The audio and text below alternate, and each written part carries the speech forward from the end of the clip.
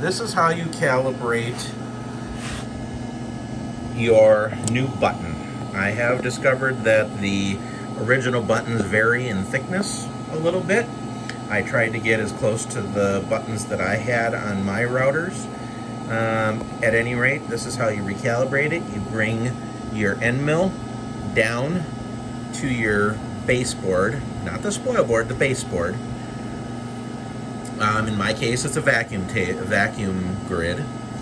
I usually touch off with a piece of paper which is 3/1000 thick, and then you just jog it down 3/1000 once the paper has a little bit of tension on it.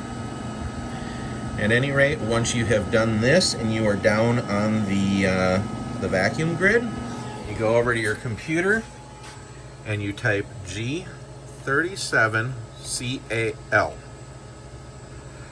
Once you do that and press enter, this is what will happen.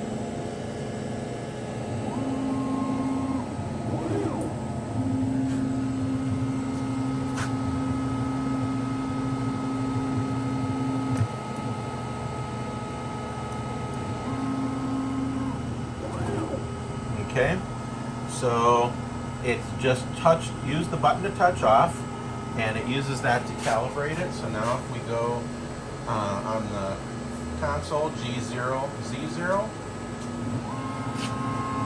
it'll go right down to the vacuum grid and stop. After you have done this, you can reinstall your spoil board and you are ready to rock and roll.